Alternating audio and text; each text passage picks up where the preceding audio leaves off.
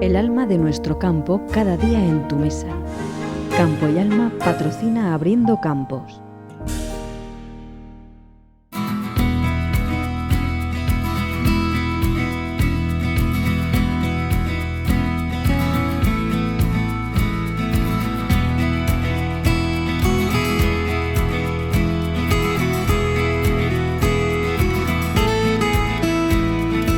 Hola, ¿qué tal? Muy buenas noches. Es jueves 17 de marzo de 2022, momento para comenzar, para arrancar este Abriendo Campos. En esta semana vamos con el adelanto de las noticias que para hoy les tenemos preparadas y lo hacemos a través del sumario. Comenzamos. Buenas noches a todos y bienvenidos.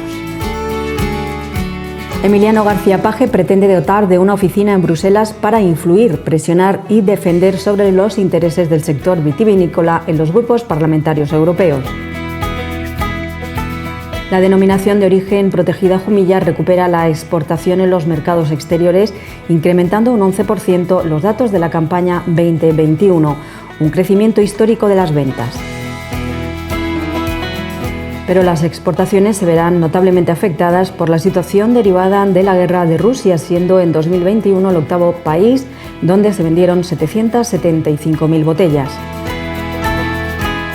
Este viernes el Gobierno de Castilla-La Mancha se adelanta 34 millones de euros de la PAC. La provincia de Albacete recibirá 9,9 millones de euros para 1.600 agricultores.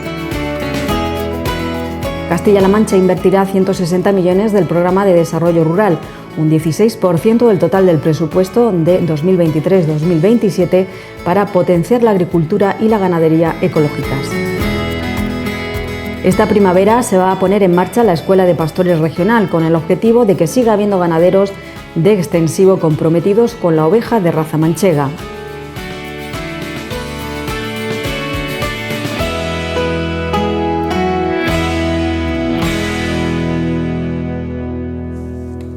Y ante la Asamblea General de la Federación Española del Vino, Emiliano García Paje, el presidente de Castilla-La Mancha, ha enfatizado que se trata de un producto enraizado en nuestra identidad, que merece ser defendido más allá de cualquier partido político. El jefe del Gobierno castellano-manchego, que ha clausurado la Asamblea General de la Federación Española del Vino, entidad fundada en 1978, que aglutina a más de 700 bodegas del territorio nacional y que representa cerca del 75% del valor del vino embotellado español. El jefe del Ejecutivo Autonómico ha destacado que este sector estratégico ha salvado el trámite más importante, que supuso que el Parlamento Europeo descartara etiquetar el vino como un producto perjudicial para la salud. El sector del vino es Castilla-La Mancha y es España. Todos ustedes están aquí en representación de sus bodegas, de sus asociaciones, en sus regiones y saben perfectamente de lo que hablamos, porque es un sector que nos permite mejorar la renta de la gente que vive en nuestro medio rural, pero también es un sector que nos permite presumir de lo que somos en todos los rincones del mundo. Pocos productos españoles llegan a más lugares que el vino. Y eso significa que hacemos España, hacemos Castilla-La Mancha gracias al producto de excelencia que es el vino. No quiero alargarme más, solamente quiero mencionar el compromiso de todos, agradecérselo a ustedes y desde luego al presidente como tal, presidente también de la Asamblea de Regiones Europeas del Vino, por su defensa del vino en momentos también complicados, para que el consumo moderado del vino sea el objetivo de todos. No solamente el de los que estamos aquí, sino también el del resto de Estados miembros de la Unión Europea. Desde que él lo preside, pues yo creo que está también ayudando a defender los intereses del sector vitivinícola. Agradecerles su presencia, que sigan defendiendo al mundo del vino. Les va mucho a ustedes, nos va mucho a todos. Están, como decía, en la tierra del vino.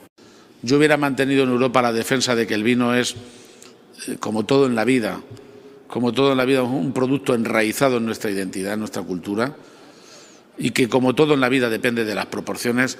Lo hubiera defendido, dijera lo que dijera, cualquier partido político. Yo creo que a estas alturas no me hace falta explicarme mucho más.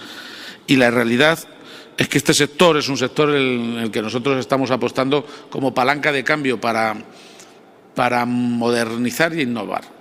Si tuviera que poner una cifra, diría que donde más estoy comprobando que se innova, que se cambia, es en el sector agroalimentario. García Page, también como presidente de la Asociación de Regiones Vitivinícolas de Europa, ha destacado la importancia de dotar a esta organización de una oficina en Bruselas para influir y presionar y para estar reunidos con los grupos parlamentarios europeos. Estoy en ese sentido como presidente, como ciudadano y como español muy convencido y muy orgulloso. Yo hubiera mantenido en Europa la defensa de que el vino es, como todo en la vida, un producto enraizado en nuestra identidad, en nuestra cultura, y que como todo en la vida depende de las proporciones, lo hubiera defendido, dijera lo que dijera cualquier partido político. Yo creo que a estas alturas no me hace falta explicarme mucho más. Y la realidad es que este sector es un sector en el que nosotros estamos apostando como palanca de cambio para modernizar y innovar. Y continuamos hablando de vino con una gran noticia. En 2021 los vinos de la denominación de origen protegida Jumilla han tenido récord de comercialización. La denominación de origen Jumilla recupera la marcha en los mercados exteriores, incrementando un 11% los datos de la campaña 2020-2021, un crecimiento histórico de las ventas. Las ventas de vinos de OP Jumilla en 2021 alcanzaron cifras históricas con una comercialización récord, destacando la recuperación de los mercados exteriores, donde destina aproximadamente el 70% de su comercialización. En el pasado año se vendieron más de 30 millones de botellas, de las cuales 21 millones se ha comercializado en un total de 89 países. Estados Unidos, primer mercado exterior para los vinos de la denominación Jumilla, se consolida con un notable crecimiento en las ventas de 1 millón de botellas en 2021, una evolución constante que se lleva viendo desde la campaña 2017-2018. En el ranking de los principales países destino de la exportación de los Jumilla, Alemania mantiene un importante segundo puesto y se consolida como el primer mercado europeo. Reino Unido, China y Canadá ocupan el tercer, cuarto y quinto lugar respectivamente y se van recuperando tímidamente de las complicaciones derivadas por la pandemia mundial y el Brexit en un año que afectó al rumbo de los intercambios comerciales mundiales. Esas eran buenas noticias de la última campaña. Veremos a ver qué es lo que ocurre de cara a la próxima, y es que las exportaciones se verán notablemente afectadas por la situación derivada de la guerra, el conflicto entre Rusia y Ucrania. Un mercado que entre los 10 primeros destinos de exportación es precisamente donde se encuentra la denominación de origen protegida Jumilla, siendo en 2021 el octavo país donde se vendieron 775.000 botellas. En estos momentos ya se están dando los primeros problemas referentes a pagos y envío de vinos debido a la guerra de Rusia contra Ucrania. Aunque en algunos casos se continúa recibiendo mercancía, existen muchas dudas en un mercado en el que las bodegas han invertido durante los últimos años con gran interés para mejorar su posicionamiento. Las complicaciones que afrontan las bodegas en cuanto a las sanciones mundiales a Rusia, devaluación del rublo y restricciones bancarias obligan a las bodegas de la denominación de origen Jumilla a buscar mercados alternativos en el corto y medio plazo. Respecto a Ucrania, también fue un mercado de notable interés para las bodegas de Jumilla, de la denominación de origen Jumilla, que han visto duplicar las exportaciones a este país en los últimos 3 años. Dichas ventas se verán notablemente afectadas y las bodegas ya afrontan una destrucción total del mercado, cambiando sus estrategias de ventas por formas de colaboración con las organizaciones humanitarias que ayudan en estos momentos al pueblo ucraniano. La perspectiva mundial de ventas se ve amenazada debido a la volatilidad de la coyuntura política y económica. Por ello, la DOP Jumilla continúa apostando por mercados consolidados como es el de Estados Unidos, mientras se refuerzan proyectos en países emergentes como México, donde el Consejo Regulador lleva ya 3 años trabajando. En este nuevo año 2022 se inicia el proyecto de introducción de la marca DOP Jumilla en Corea, 9º país en el ranking de comercialización exterior.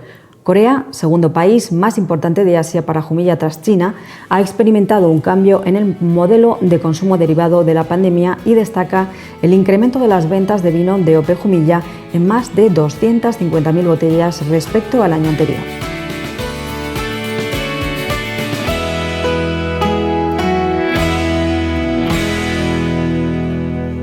Más cosas, el Ejecutivo Regional afirma que Castilla-La Mancha va a salir muy beneficiada en la política agraria común después de las negociaciones mantenidas para el nuevo periodo de ayudas. Este viernes, el medio rural de Castilla-La Mancha va a recibir una nueva inyección económica, 34 millones de euros para las transferencias de derechos PAC. De aquí al 30 de junio, con las acopladas restantes y el 5% final, llegaremos a unos 650 millones de euros de ayudas directas desde el mes de octubre.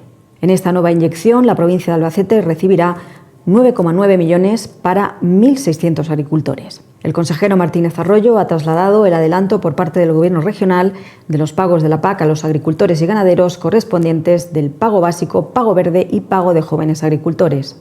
Que hemos realizado un pago fundamental de 34 millones de euros para agricultores y ganaderos de Castilla-La Mancha en concepto del pago básico, del pago verde y del pago de jóvenes agricultores dentro del primer pilar de la PAC. Este pago va a llegar a las cuentas de los agricultores y ganaderos este próximo viernes 18.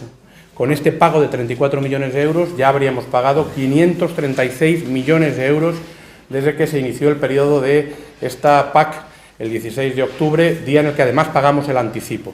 Nuestro objetivo es acelerar los pagos lo máximo posible, así estamos haciendo también este pago del mes de marzo antes que en otras ocasiones y anticipando todos los pagos de las ayudas acopladas que son fundamentales también para los sectores agrícola y ganadero de Castilla-La Mancha. Por lo tanto, una excelente noticia. La PAC aglutina casi el 50% de todo el presupuesto de la Unión Europea.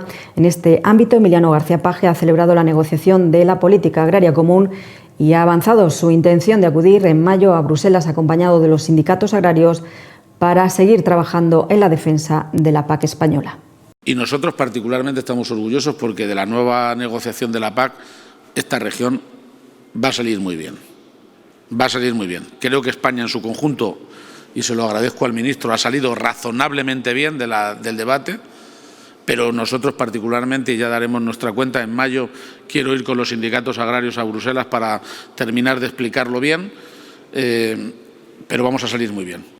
Y el consejero de Agricultura, Agua y Desarrollo Rural en Castilla-La Mancha, Francisco Martínez Arroyo, ha manifestado el compromiso renovado de nuestra comunidad autónoma con la agricultura y la ganadería ecológicas, que en el nuevo programa de desarrollo rural 2023-2027 contarán con 160 millones de euros, un 16% del total del programa de desarrollo rural. Volvemos a renovar nuestro compromiso con el sector ecológico, con la agricultura y la ganadería ecológica. Una vez más, en el nuevo periodo de programación de desarrollo rural 2023-2027, Castilla-La Mancha va a volver a ser líder en superficie de agricultura ecológica con Andalucía y líder en productores, agricultores y ganaderos de ecológica. Vamos a destinar 160 millones de euros en esa programación 2023-2027, que es el 16% del total de nuestro futuro programa de desarrollo rural 2023-2027, renovando ese primer puesto, la región europea con un porcentaje más alto de la agricultura y ganadería ecológica en el conjunto de las ayudas del desarrollo rural. Somos la región líder en ecológico y nosotros, aun en circunstancias muy difíciles como las que se están viviendo, en las que se propone la flexibilización de determinados requisitos de la PAC, vamos a renovar ese compromiso con la producción ecológica. Para nosotros es muy importante no dejar de insistir en el objetivo que ha fijado la Comisión Europea de alcanzar el 25% de la superficie agrícola útil como ecológica en el año 2030. Les hablamos ahora de un exquisito producto muy castellano-manchego, y es que nuestra comunidad autónoma va a poner en marcha su escuela de pastores de carácter regional. Será esta misma primavera con el objetivo de que siga habiendo ganaderos de extensivo en la comunidad comprometidos con la oveja de raza manchega, con las miras puestas en el futuro del queso manchego, un producto punta de lanza. Necesitamos más ganaderos, necesitamos más gente comprometida con la actividad que desarrollan cada día nuestros ganaderos de extensivo en el territorio.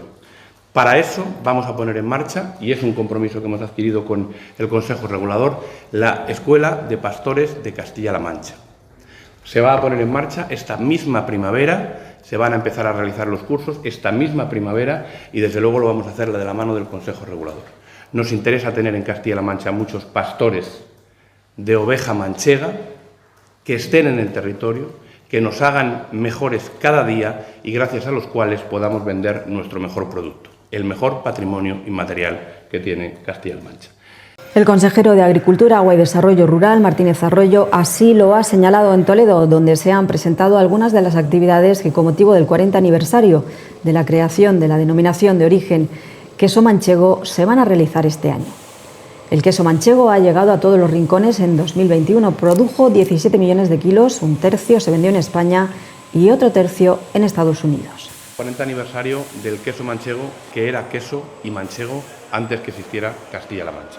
Y esto es un orgullo, poder decirlo, poder seguir viviéndolo como un patrimonio inmaterial que existe y que va a seguir llevando el nombre de nuestra tierra a todos los lugares del mundo, y eso es gracias al esfuerzo de los ganaderos y de las 74 empresas que transforman la leche de oveja manchega en queso cada día y que hacen que llegue ese producto a todos los mercados del mundo. Y además esto del mundo es muy cierto en el queso manchego, porque 2/3 partes del queso que se produce en esta denominación de origen se exporta, es decir, llega fuera de las fronteras de nuestro país. 1/3 parte se consume en España y 2/3 partes se exportan. La mitad de lo que se exporta, además, a un mercado muy complicado como el de Estados Unidos, el 50% de la exportación es a ese mercado. Y esto a pesar de las dificultades que han supuesto los aranceles, que ya no existen, que hemos tenido en los últimos años, y las diferentes políticas proteccionistas que pueden existir en las relaciones comerciales entre Estados que de vez en cuando se complican. El queso ha sido capaz de llegar al mercado de Estados Unidos aún a pesar de esas circunstancias. El año 2021 ha sido el año del récord del queso manchego. Se han producido 17,1 millones de kilos de queso manchego, que es la cifra más alta de la historia. Cuando el queso manchego empezó su vida como denominación de origen hace 40 años, decía Antonio que la producción era de unos 120.000 kilos, me ha parecido entender. Podemos hacernos idea de lo que ha supuesto la evolución en cantidad y, por supuesto, en garantía de calidad a lo largo de todos estos años.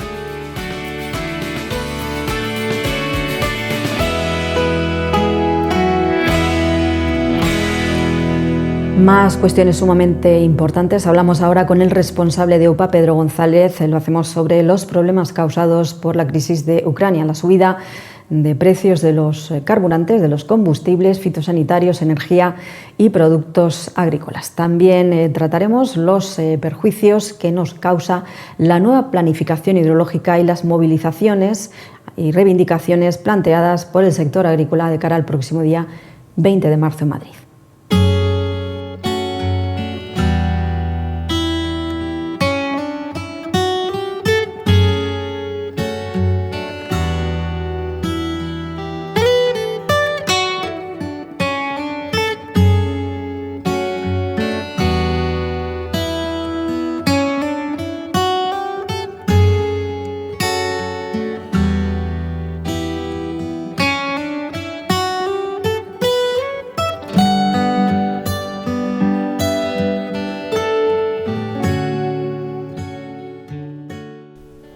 Nos encontramos en la sede comarcal de UPA, aquí en Ellín, y vamos a hablar con Pedro González sobre diferentes temas que afectan a nuestro campo y sobre todo con las últimas noticias, con esa guerra de Ucrania que nos está afectando muy gravemente y nos está afectando al campo. Pedro, ¿cómo nos está afectando esta crisis internacional, ¿no?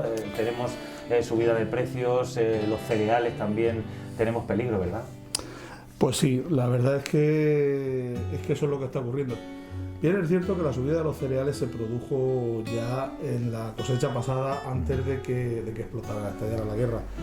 Ahora estamos viendo que hay escasez de algunos productos, sobre todo cereales para pienso del ganado.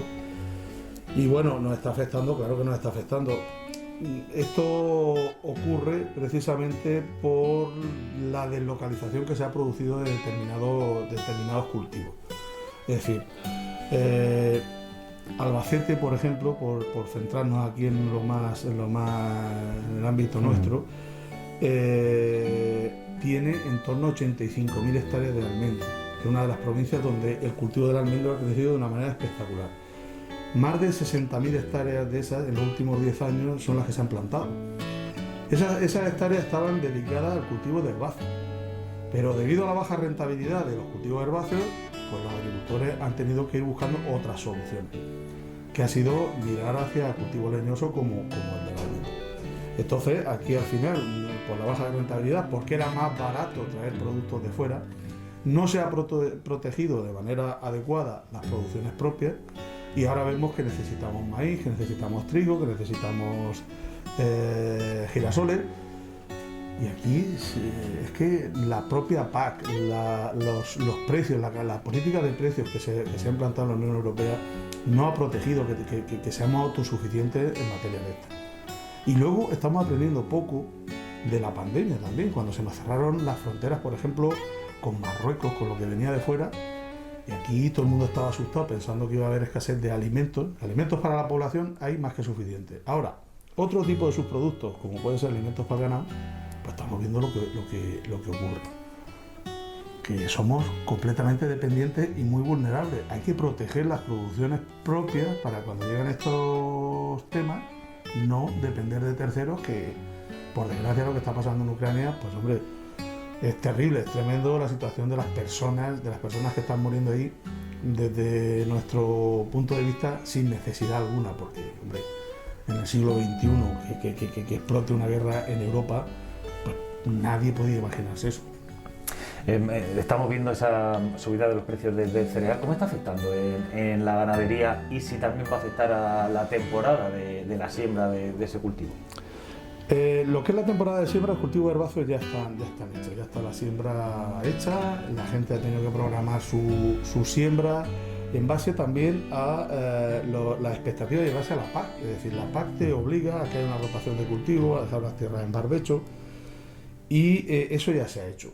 Entonces, aquí lo que nosotros como organización, incluido las consejerías, también se lo hemos trasladado a la consejería, es lo que estamos tratando con el Ministerio es que las tierras de barbecho o las tierras que se tienen que quedar en retirada para poder cumplir con los objetivos verdes de la PAC se puedan cultivar también.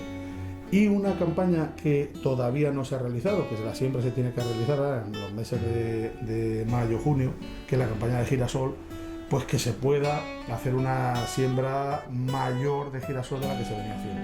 Incluso otras comunidades autónomas, como puede ser en Castilla y León, que se pueda permitir una mayor siembra de maíz, ¿vale? Para poder protegernos contra esta dependencia. A bote pronto, esos son medidas pues para la cosecha que tendremos este año, pues a partir del verano. Pero claro, a fecha de ahora, el problema que tenemos es que los piensos para los ganaderos están disparatados. Es muy difícil llevar pienso a una explotación ganadera, sea de ovino, sea de vacuno, sea de lo que sea, te vaya a ser rentable con el precio al que tú estás vendiendo tus productos, que vendes el cordero, que vendes la leche y todo este tipo de cosas. Conocemos del Ministerio que se han implementado medidas para poder traer productos, maíz, sobre todo maíz y cereales, cebada, trigo, fundamentalmente de Argentina y Brasil. Pero claro, eso llegará a los puertos, llegará a unos precios en los que veremos a ver si es rentable poder continuar con eso. Tenemos que pensar que esas importaciones estaban bloqueadas, estaban sujetas al tema de los transgénicos, es decir, ahí el maíz que se produce, prácticamente la mayoría son modificados genéticamente. Pero ahora estamos hablando de que lo que necesitamos es maíz, sea modificado genéticamente o sea como sea, lo necesitamos a un precio razonable para que los ganaderos lo puedan utilizar. Es que hay ganaderos que están en una situación que ya no saben si coger y abrir la puerta a los animales y decir que se buscan la vida en el monte, porque no pueden pagar el precio que tiene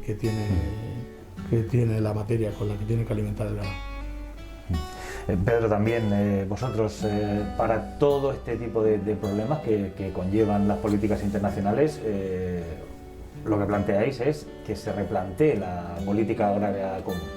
Claro, evidentemente, no hace falta, creo que a lo mejor sí que podríamos recordar que la Unión Europea se creó en principio para garantizar alimentación para las personas que viven en Europa.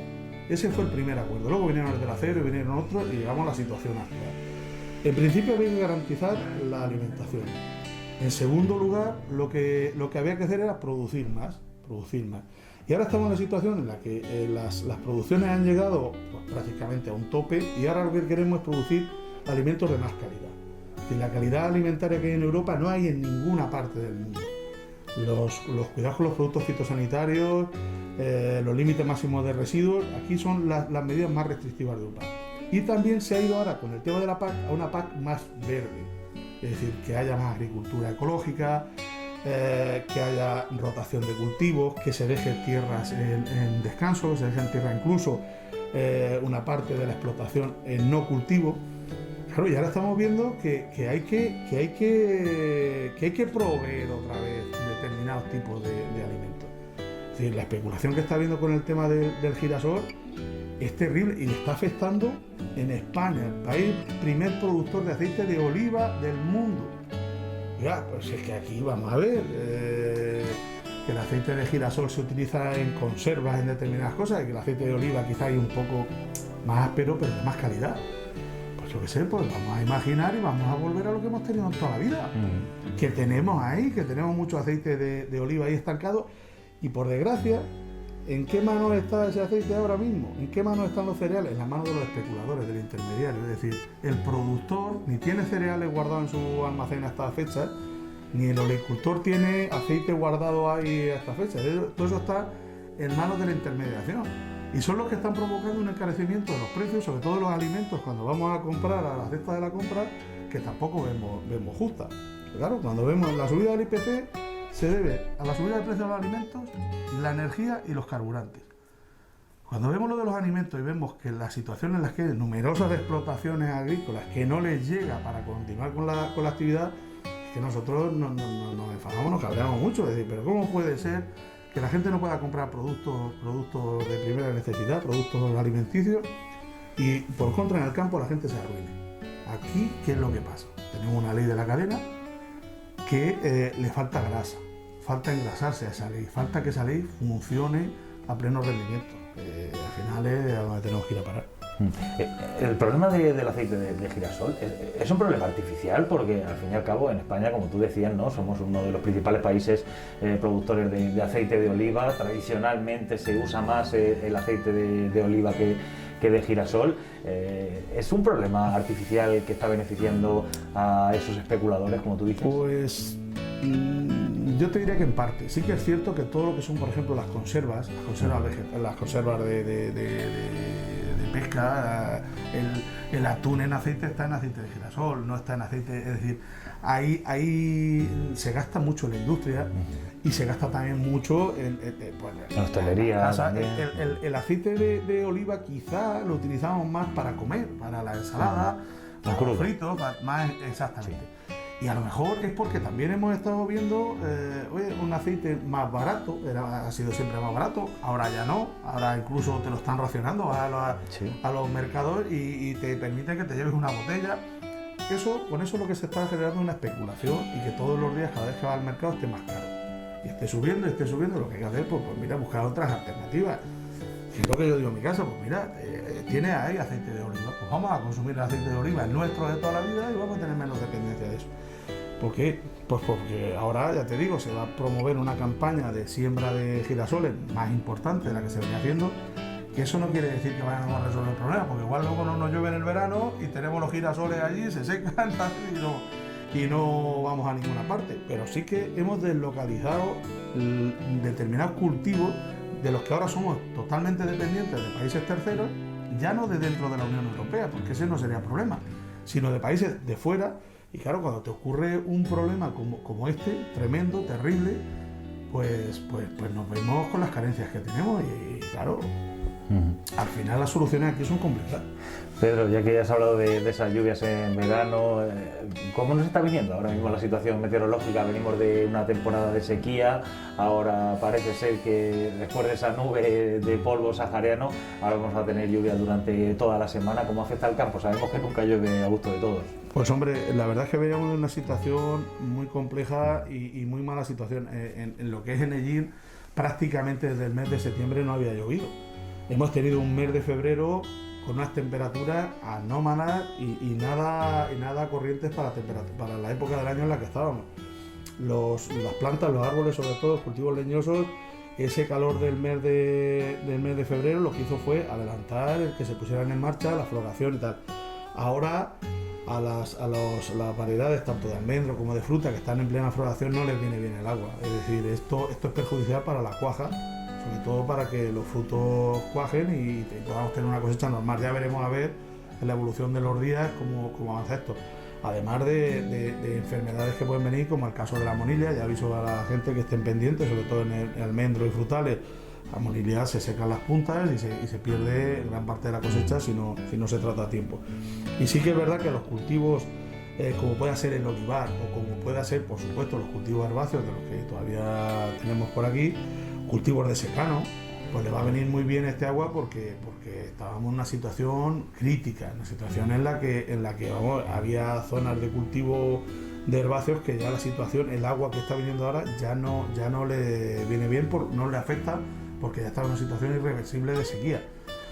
Luego el tema del polvo, tan esto que nos ha preocupado tanto, la tierra esta, como se nos ha quedado todo lleno de barro, pues no nos afecta negativamente, no tenemos datos de que eso nos afecte. Sí que afecta pues, a cultivos que estén en recolección, es decir, que esté recolectando lechuga o brócoli, se le ha llenado de tierra y eso pues de cara al consumidor, cuando tú vas a comprar un brócoli y lo ves lleno de puntos de tierra, pues afea mucho lo que es la vista de eso. Pero en fin, ya parece ser que eso entre de hoy y mañana con lo que está lloviendo parece ser que va a remitir y no tendremos mayores problemas con eso. Por lo demás, la lluvia es lo que tú decías, siempre va a haber gente que le va a venir muy bien y otros que no le viene tan bien, como ya te digo, los que están en cultivos que están en floración ahora y no les viene bien porque no huele a la abeja, el polen se moja y no se poliniza, no se fecunda la flor y al final esperemos que no sea un problema para nuestras cosechas, para nuestros agricultores. Y hablando de agua, sabemos que es fundamental para el sector agrícola, el sector más importante de nuestra zona, pero el Plan Hidrológico Nacional, el UPA, decir que perjudica la cabecera del Segura, ¿no? Perjudica a nuestra zona. ¿Por qué perjudica y por qué queréis mantener esa reunión con la Confederación y pedir que se hable por esos perjuicios que nos puede causar? Bueno, pues porque aquí hemos estado viendo como históricamente los recursos de los que dispone la cabecera del Segura se han ido a nuestros vecinos de Murcia. Nosotros no estamos en contra de la producción agrícola que hay en Murcia ni de la producción agrícola de nadie en ningún sitio. Pero sí que es cierto que cuando tú ves el agua pasar por Elche de la Sierra y te asignan un caudal de socorro, un riego de socorro de 1000 metros a lo mejor para el almendro, y resulta que si cruzamos a la comunidad autónoma vecina vemos que ese almendro tiene 3000 metros, pues no vemos qué diferencia puede tener un almendro en un sitio o en otro. Es decir, aquí lo que hemos visto es que no se está haciendo una evaluación correcta de cuáles son los recursos disponibles. Vemos que se declaran sobreexplotadas determinadas zonas y otras no, porque hay pozos que están vertiendo agua al río para que se esté explotando de otro lado. Es decir, se estaban haciendo las cosas un poco de una manera, si no arbitraria, poco transparente o nada transparente. Nosotros lo que reclamamos precisamente es que se haga una medición de los recursos disponibles adecuada en cada zona, que se vean cuáles son los recursos disponibles y cuáles son las recargas. Es decir, no podemos estar continuamente pensando que aquí tiene que seguir viniendo agua del Tajo y agua del Tajo y agua del Tajo, porque el Tajo hay veces que tampoco la tiene. Es decir, tenemos que medir bien cuáles son los recursos disponibles y hacer un reparto adecuado. No coger, aquí se declara una serie de masas de agua como sobreexplotadas, sobre todo en la cabecera, y abajo no hay sobreexplotación y aquí los recursos siguen funcionando. Claro, aquí tiene que vivir todo el mundo. Si hablamos de despoblación, si hablamos del mantenimiento de la gente en el medio rural, ahí es muy importante hablar también del acceso al agua. Si no hay agua en los secanos, siempre va a quedar menos gente. Al final no hay nadie ahí, eso es un páramo y no se queda nadie. Entonces, lo que se está haciendo, sobre todo aquí en Castilla-La Mancha, es tener reuniones con las confederaciones hidrográficas que tenemos en nuestro territorio. Y próximamente pues bajaremos a Murcia. Ya estaba concertada la reunión, lo que no te puedo decir ahora mismo la fecha porque sí que había una disponibilidad. Eso también se estuvo hablando cuando vino aquí el secretario de Estado de Aguas a la inauguración de la oficina de la Confederación, y se está trabajando siempre en este aspecto. Parece que cuando llueve eso tiene menos impacto, pero hasta el mes de febrero se veía que era muy necesario mantener ese tipo de reuniones para que no te hicieran una reducción del caudal disponible y puedas continuar con tu explotación. También el agua, se ha encarecido el precio del agua, quizá por el encarecimiento también de los precios de la energía, los combustibles, los fitosanitarios, también de los productos agrícolas para que los agricultores puedan trabajar. ¿Cómo se asume esto cuando vemos que sí que se encarece el precio en los supermercados al consumidor, pero sin embargo al agricultor no se le repercute en el precio? Es que aquí con el tema de los costes energéticos, por un lado, lo decía el otro día en una sectorial que tuvimos de Herbáceos en Cuenca, lo decía un compañero, dice, el problema no va a ser el agua, el problema va a ser que no vamos a poder pagar la luz para sacar el agua del pozo. Claro. O sea, estamos viendo que ha habido una subida espectacular, acrecentada por la guerra, pero antes de la guerra esto ya estaba pasando, ya iba una espiral ascendente totalmente, en el que hay que regular la energía de otra manera. Para que la gente, igual la gente lo entiende mejor cuando habla de esto de la energía eólica, de la energía nuclear, de la otra. Imaginemos que nosotros estamos vendiendo manzanas y cobráramos las manzanas a precio de caviar. El caviar es lo más caro que se vende en el mundo, ¿vale? Pues vamos a cobrar las manzanas al precio del caviar. Eso es lo que está pasando ahora con la energía. Y aquí no hay una distinción en la energía que utilizan las industrias, que hay industrias que son industrias que son muy necesarias en nuestro país, tampoco tienen eso. Ni la agricultura, ni la ganadería. Es decir, aquí estamos pagando un festival consumiendo energía. Cuando uno escucha en los medios de comunicación que nosotros tenemos una dependencia no del gas ruso, sino del gas minoritaria, porque se ha invertido mucho en renovables y tenemos un pack de un mil de producción, tanto eólica, solar, la hidráulica. Es decir, aquí no tenemos tanta dependencia del gas, pero sí que estamos pagando al precio de la más cara. Ya vamos a tomar medidas ya que permitan que los costes de producción que están habiendo en el campo y en determinadas explotaciones por ahí, pues se puedan regular de otra manera. Con el tema de los carburantes pasa 3/4 de lo mismo. Es decir, el precio del barril del petróleo, cuando en 2008, 2007, 2008 tuvo una subida, llegamos a pagar el gasóleo agrícola en torno a €1,04, €1,08, ahora el precio del barril del petróleo está más o menos igual que entonces. Sin embargo, el gasóleo agrícola está a €1,50. Hoy en día lo más rentable es dejar el tractor en la cochera. Aparte de que está lloviendo, no te puedes ir a ningún sitio, pero lo más rentable es que el tractor se quede en la cochera. Es decir, vemos cómo lo que está pasando con los transportistas, que ha llegado un momento en el que precisamente las pequeñas empresas que tienen que pagar comisiones a sus cargadores, pues no pueden funcionar. Y a nosotros nos pasa exactamente lo mismo. Es decir, a €1,40, €1,50 no podemos gastar gasoil porque no se lo podemos repercutir luego a nuestros productos. Nosotros no le ponemos precio a nada, ni le ponemos precio al gasoil, ni le ponemos precio luego al melocotón o al albaricoque que podemos vender en la cooperativa o donde sea. Al final, con lo que te queda, ves que año tras año lo que tienes que hacer es la póliza en el banco cada vez más grande. Al final se come la explotación.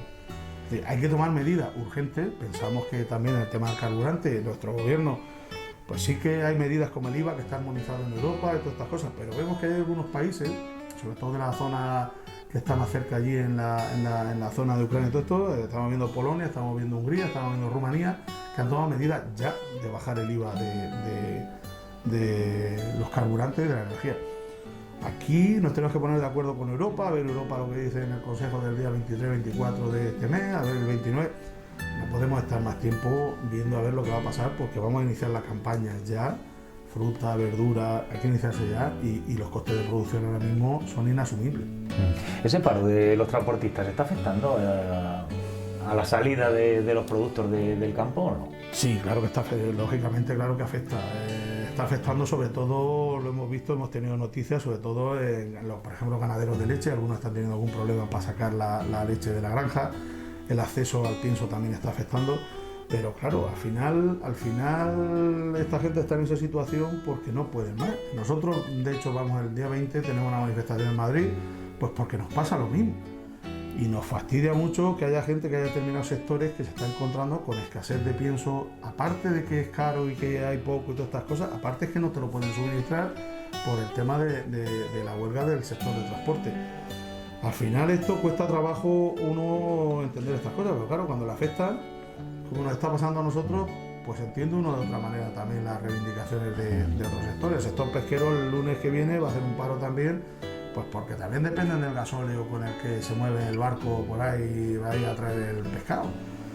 Al final hay que tomar medidas y hay que tomarlas, yo creo que de una manera urgente. Se ha tomado alguna medida, un decreto que salió el otro día con el tema de la sequía, salió un decreto ahora, que es que se queda muy corto, un decreto muy corto, es un decreto que se va a poder acoger poca gente, va a dar, tiene más un efecto publicitario que un efecto real sobre las explotaciones.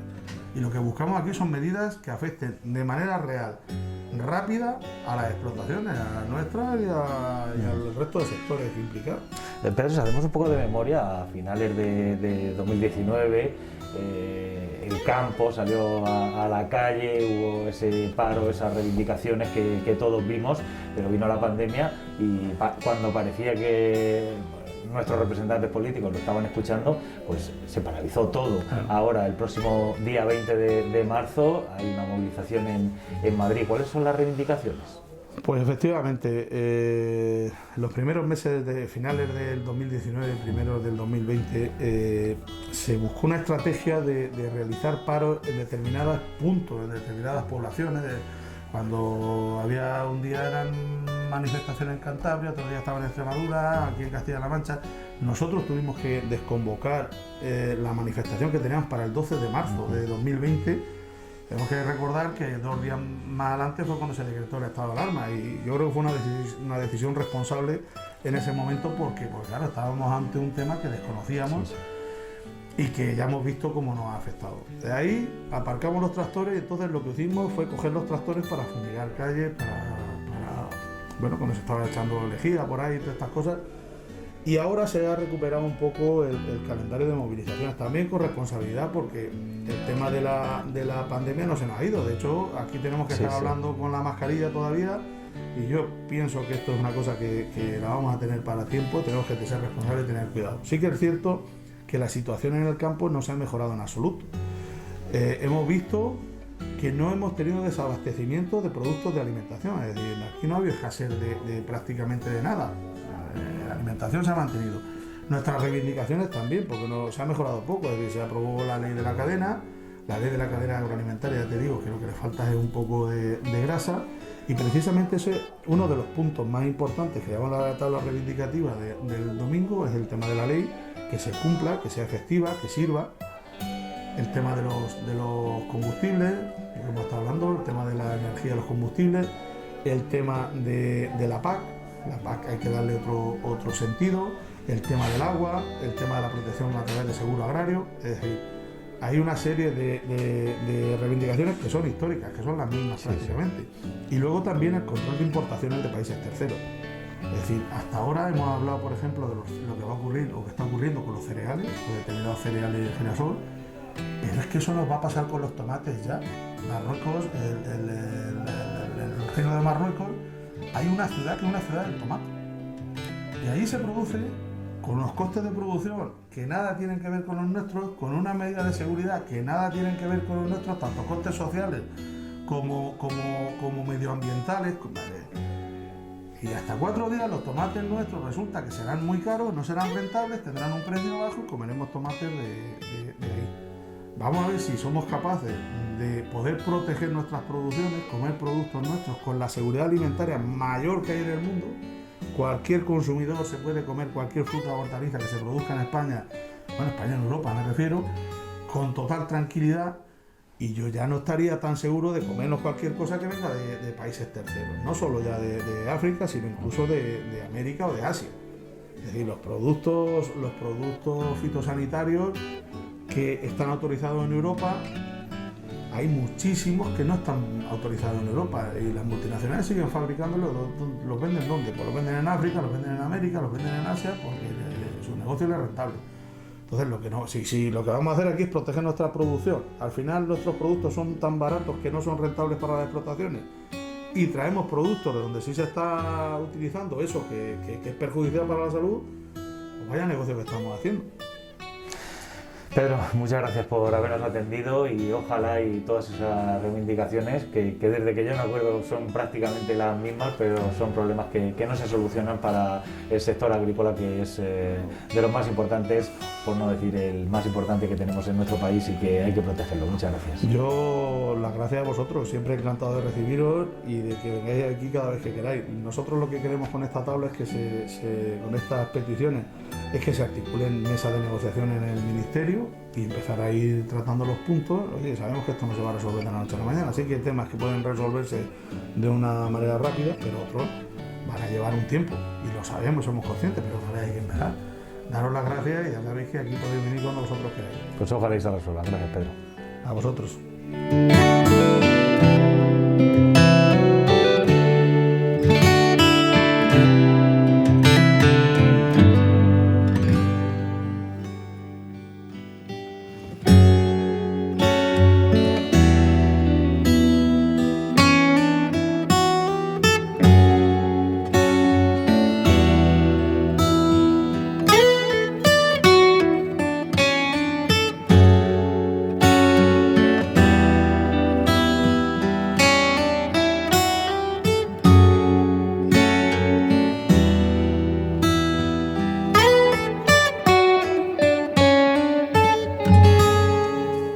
Así es como está la situación en el sector agrícola y ganadero, así es como lo ha trasladado la Unión de Pequeños Agricultores, UPA, y también nos lo trasladan todos nuestros agricultores cada semana a este programa, Abriendo Campos. Vamos a hacer una breve pausa para la publicidad y enseguida regresamos porque tenemos más cosas que contarles hasta ahora.